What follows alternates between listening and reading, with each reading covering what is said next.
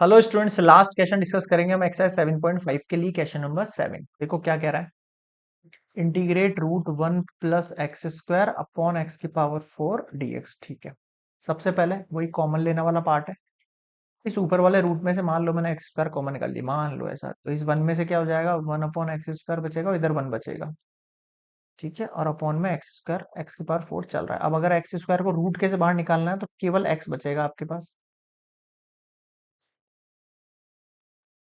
एक एक्स ही चला जाएगा 3 टाइम। क्या बचा मेरे पास, root 1 upon x square plus 1 upon x cube dot d x.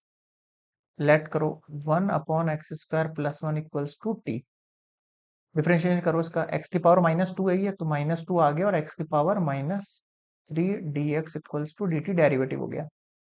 अगर मैं इसको ऐसे लिखूं तो कोई दिक्कत नहीं है, माइनस का डी टी अपॉन टू उधर चला गया, ये एक्स क्यूब ये उधर चला गया। अब ये वैल्यू रिप्लेस देखो आप इधर, यहाँ से हो सकती है ना। इंटीग्रेट, माइनस का 1/2 बाहर, ये आ गया डी टी और रूट टी। समझ गए, 1 प्लस इसकी जगह टी माना था तो ये रूट टी हो गया। अब आंसर क्या हो जाएगा आपके पास, -हाफ टी की पावर 3/2, हाफ प्लस 1 3/2। ये 2 ऊपर जाएगा तो 2 से 2 कैंसिल आउट हो जाएगा, तो केवल -1/3 बचा। और टी की जगह वापस वही पुट कर दो आप, एक्स स्क्वायर प्लस 1 और पावर में 3/2 प्लस सी। बताओ क्या समझ में नहीं आया। ये हो गया आपके पास फर्स्ट पार्ट। सेकंड देखो,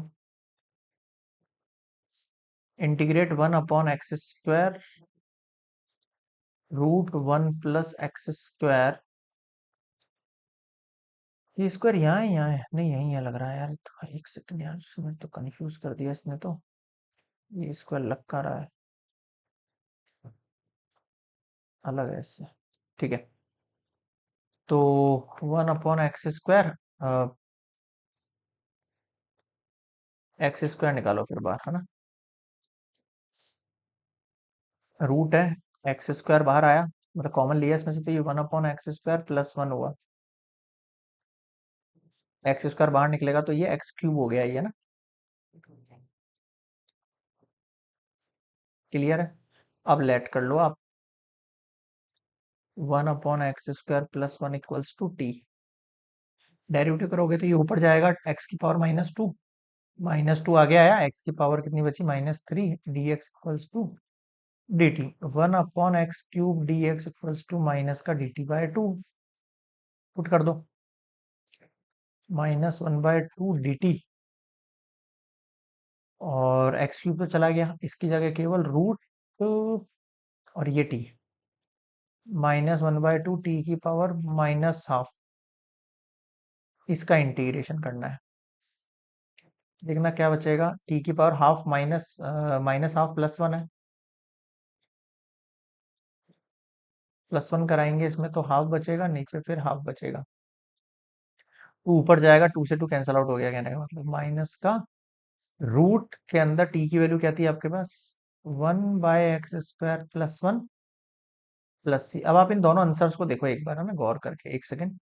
ये आंसर आया माइनस, फर्स्ट और सेकंड दोनों आंसर देखना एक बार, है ना। -√1/x² प्लस 1 प्लस सी, ये था क्या, स्क्वायर प्लस 1, हाँ। इस आंसर को मैं ऐसे भी लिख सकता हूँ, अगर मैं एलसीएम ले लूँ तो ये 1 plus x square upon x हो जाएगा, और ये 1 प्लस एक्स स्क्वायर इस पे से स्क्वायर हट जाएगा, रूट हट के, है ना। समझ गए, ऐसे फर्स्ट वाला आंसर देखो आप। फर्स्ट वाला आंसर ये था आपके पास, -1/3, एक सेकेंड, -1/3, 1/x², पावर में 3/2। यहाँ पर भी मैं यही चीज अप्लाई कर सकता हूँ। तो 1 प्लस, गलत कोई नहीं है, अगर आप ये इतना भी लिख के आओगे तो कोई इशू नहीं है, बाकी पूरा लिख देना कि अपने क्या जा रहा है ना। अब पावर अलग कर दो, 1 प्लस x² की पावर 3/2 इस पे अलग, और x² पे पावर 3/2 अलग, 2 से 2 कैंसिल आउट हुआ, 1/3। देखो 1 प्लस x² इसकी पावर 3/2 और अपॉन में एक्स क्यूब बच गया, अब कितना बच गया, एक्स क्यूब आता ना पावर मल्टीप्लाई करके, ये वाली चीज तो आपको तो ये आंसर फर्स्ट के लिए। तो इसी के साथ कंप्लीट होता है हमारा चैप्टर, मतलब सॉरी एक्सरसाइज 7.5। अभी तो बहुत लेंदी एक्सरसाइज, टाइम लगेगा। तो नेक्स्ट मिलेंगे हम एक्सरसाइज 7.6 पर।